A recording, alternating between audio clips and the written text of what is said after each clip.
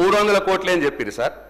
11,200 కోట్లకు 3 ఏళ్ళకి డివైడ్ చేస్తే మినిమం 3,500 కోట్లు పెట్టాలి సార్. కానీ పెట్టింది మాత్రం 300 కోట్లు పెట్టారు సార్ హామీకి. ఎట్లా ఇది? నంబర్ 1. నంబర్ 2 సార్, 16,800 కోట్లు మనది పెట్టుబడి మీదకి తెస్తారా, బ్యాంకుల నుంచి తెస్తారా అని అడిగినా సార్, అది కూడా చెప్పలేదు సార్. అది చెప్పాలి సార్. తెస్తే ఒకవేళ బ్యాంకుల నుంచి తెస్తే దానికి ఇంట్రెస్ట్ ఎంత, ఎన్ని సంవత్సరాలు తీసుకుంటారు లోను, అది కూడా అడిగినా సార్. నేను దానికి సమాధానం చెప్పాను సార్, స్ట్రేట్ సమాధానం చెప్పానండి సార్. మళ్ళీ అటు ఇటు పోతానండి సార్. ఇక దయచేసి ప్లీజ్. మంత్రి గారు అటు ఇటు ఎక్కడ పోయేది, ఇంకా 10 ఏళ్ళు ఇన్ని ఉంటాం. కానీ మీరు చెప్పేది sir. Sir first question sir, ఎందుకంటే ఫస్ట్ కండెమ్ చేయాలి. ఫస్ట్ మా గౌరవ సభ్యులు చెప్పింది, నల్గొండ కాన్ఫరెన్స్లో 200 కోట్ల రూపాయలు రోడ్డు వేసినంటే నిన్న కూడా పోయించిన ఆల్రెడీ అసెంబ్లీ, మన అసెంబ్లీ లేదు కాబట్టి ఆ రోడ్లు 200 కోట్లు ఎక్కడో చూపిస్తే నీకు అక్కడనే సన్మానం చేస్తా, నీకు ఒక కొబ్బరికాయ పడతా అని అంటున్నా. నాకు ఆడితే 200 సార్, 2 రూపాయలు ఇవ్వలేదు సార్.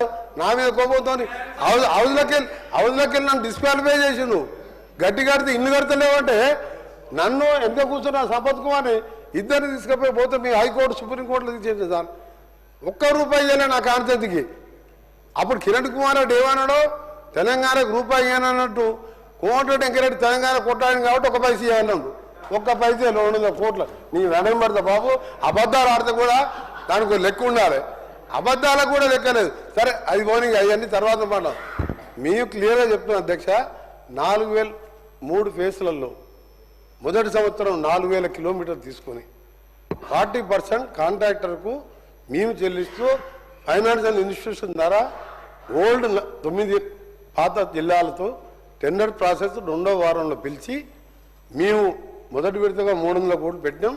అవసరంలో కాంట్రాక్టర్ మేము ఇస్తూ మిగిలిన దానికి వాళ్ళు బ్యాంకర్స్ని లోన్ తీసుకొని వాళ్ళకి ఇయర్లీ వాళ్ళకి పే చేస్తూ ఒక పాలసీ పెట్టుకున్నాం. 10 రాష్ట్రాలలో నడుస్తుంది. మీకు ఎప్పుడు ఒకసారి ఆలోచన లేదు, మీకు రోడ్లే అని ఆలోచన లేదు. నల్గొండ విషయంలో తప్పు చెప్పినావు నువ్వు. వేసింది 1-2 రోడ్లు వేసిండు.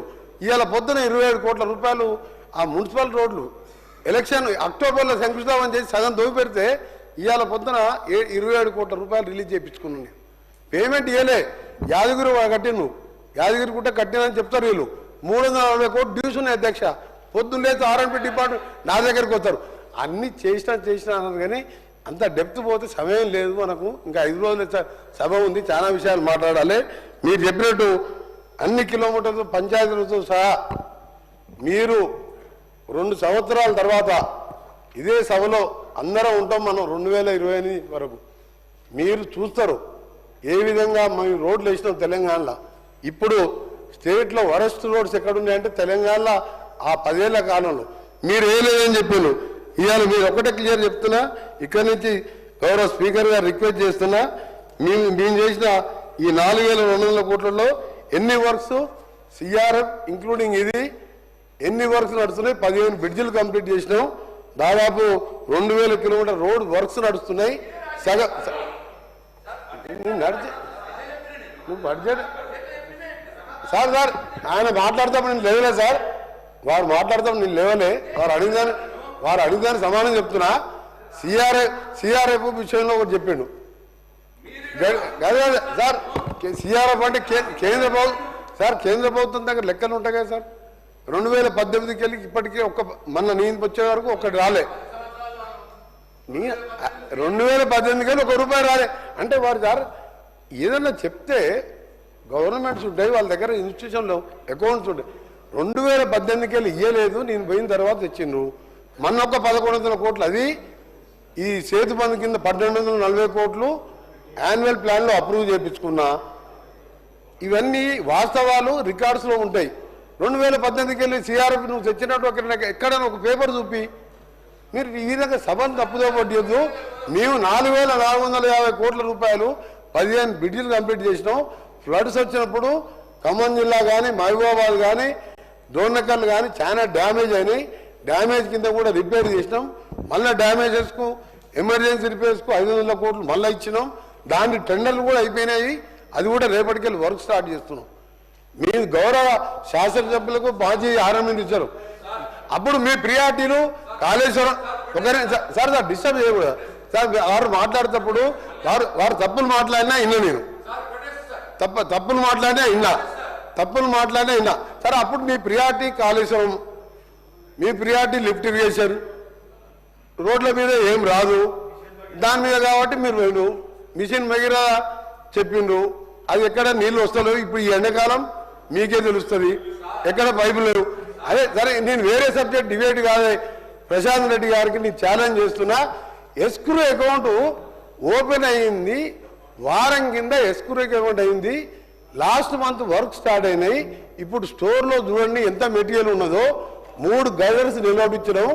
ఎస్క్రూ పడికే కాలే అధ్యక్ష, ఒప్పించినా అని చెప్పినా నేనున్నప్పుడు అయిపోయిందంటే ఇక నేను ఎవరికి చెప్పుకోవాలి, నా బాధ ఎవరు చెప్పుకోవాలి చెప్పి మీకే చెప్తున్నా. ఇక పోయి చూద్దాం. ఇక ఎస్క్రూ అకౌంట్ కోసం నేను గడ్కరీ గారు కన్విన్స్ చేసిన, ఆయన ఏమంటాడు దీన్ని ఫోర్క్లోజ్ చేసి రీటెండర్ పెడతా అంటే నేను చెప్పిన సాబ్ ఐజాయితో 2 साल लगता टेंडर लगने के वाले ये फोरक्लोज లేక.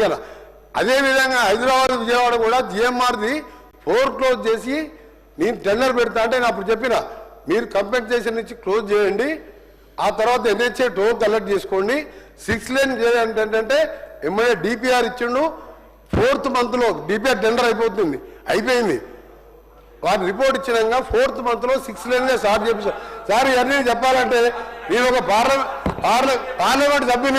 పార్లమెంట్ సభ్యునిగా నాకున్న అక్కడున్న పరిచయాలతోని చేసుకొచ్చిన బాబా అప్పుడు ప్రశాంత్ రెడ్డి గారికి ఏంటంటే చివరిగా చెప్తున్నా, ఈ సెక్రటరియట్ కట్టాలి, చండీ వ్యాయామం యోగాలు చేయాలి, దాన్ని ఏమంటారు అక్కడ ప్రగతి భవన్లో ఫామ్ హౌస్లో యాగాలు యజ్ఞాలు చూసుకోవాలన్నా, సెక్రటరియట్ కట్టాలన్నా, ప్రగతి Bhavan చూసుకోవాలన్నా.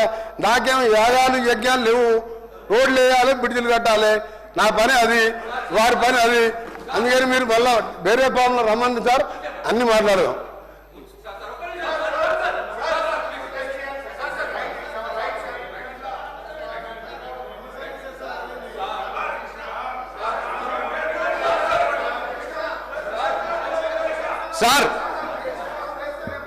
Sir thank you. 1 minute sir. నేను అడిగిన ప్రశ్నలకు ఆయన సమాధానాలు ఇవ్వకుండా మళ్ళీ అన్ని గవ్వే సత్యదూరమైన మాటలు మాట్లాడినాడు. నంబర్ 1. నంబర్ 2 సార్ నన్ను యాగాలు చేసామని చెప్పి నన్ను అవమానపరిచినాడు, సెక్రటరియట్ కట్టినామని అవమానపరిచినాడు. నేను యాగాలు చేస్తా సార్, నాకు భక్తి ఉన్నది, దేవుడి మీద భక్తి ఉన్నది సార్. నాకు వాటరు నీళ్ళు నేను అనను సార్. చేపల పులుసు నేను తినను సార్, ఎక్కడంటే అక్కడ సార్. ఇట్లా సార్ యాగాలు చేసామని అనుమానిస్తే ఇక దాన్ని మీకే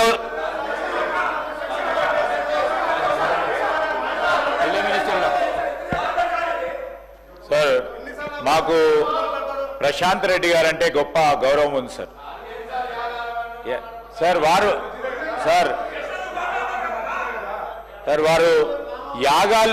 యాగాలు చేయటము తప్పని లేదు అధ్యక్ష. వారు యాగాలు చేయాలి, రాష్ట్ర ప్రజల గురించి క్షేమం గురించి ఆలోచన చేయాలి. అదే వారి ప్రభుత్వం సంబంధించి ఆ ముఖ్య ఉద్దేశం చెప్పిన అధ్యక్ష. వ్యక్తిగతంగా మా వెంకటరెడ్డి గారు వారు వ్యక్తిగతంగా మాట్లాడలే.